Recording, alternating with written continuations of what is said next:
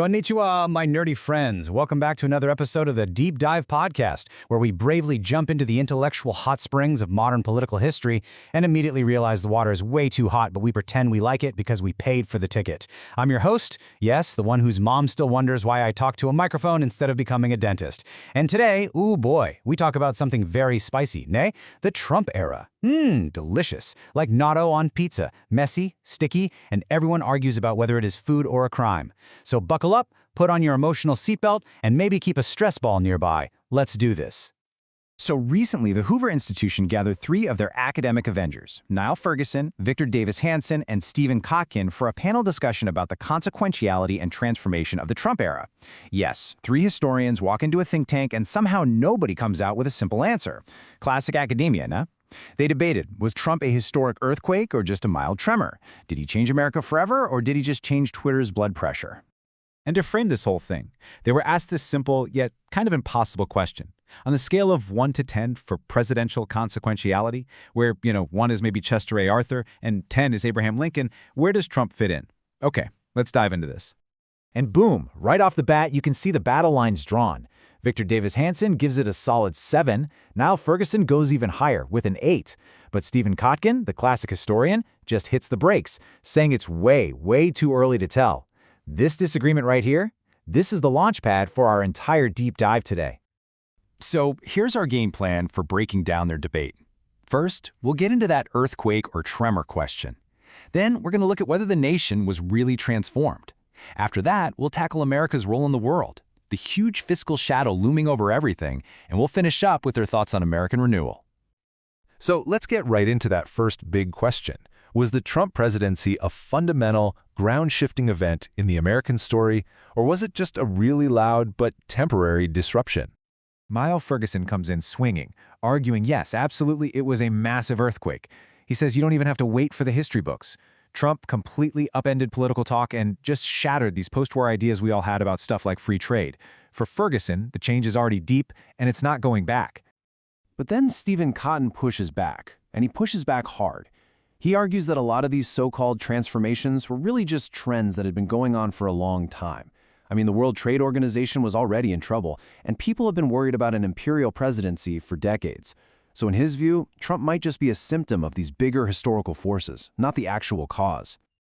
Okay, now let's see how this debate gets even deeper when we look inside the country. Did Trump really transform the entire nation, or maybe just one part of it? Davis Hanson makes a really powerful case here that, at the very least, Trump permanently transformed the Republican Party. He argues Trump forged this new nationalist populist coalition, pulled off this rare unified control of government, and even expanded the party's reach with minority voters in a way nobody thought was possible. For Hanson, this was a fundamental political realignment, no question. But Kotkin, ever the skeptic, throws some cold water on that.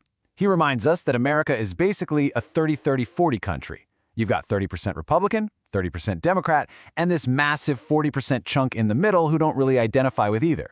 So sure, Trump may have transformed the Republican Party, but that doesn't mean he transformed America. That biggest slice of the pie is still up for grabs.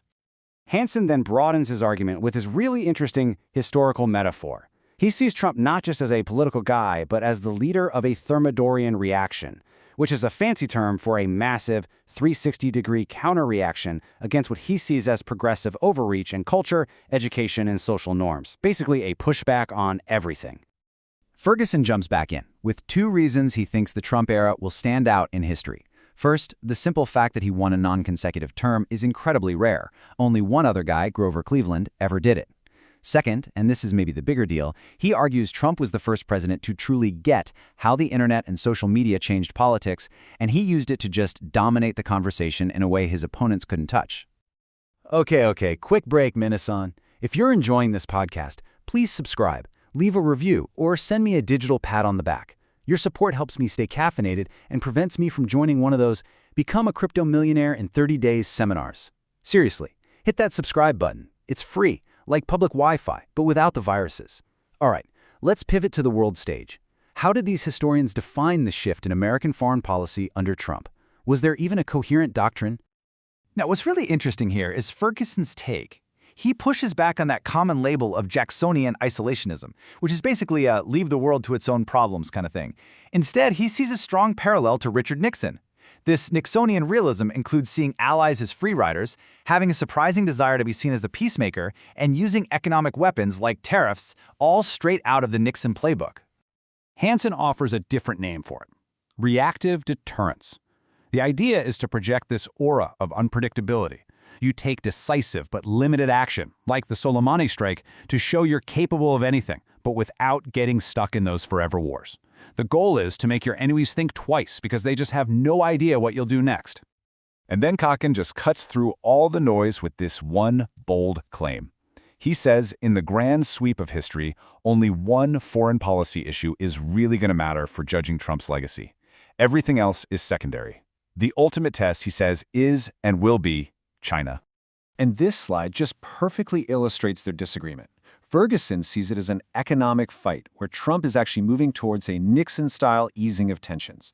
Kotkin is way more critical, basically saying there is no real policy, just impulsive tweets or two thumbs, and this lack of a real process is dangerous.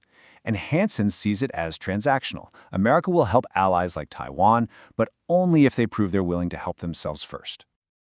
All right, now we have to talk about the massive storm cloud on the horizon that all three historians agree on: the nation's fiscal health. This is kind of the shadow side of the Trump era, and it's a critical piece of this puzzle. The problem is stark. The national debt is now hovering around 120% of the entire country's economic output.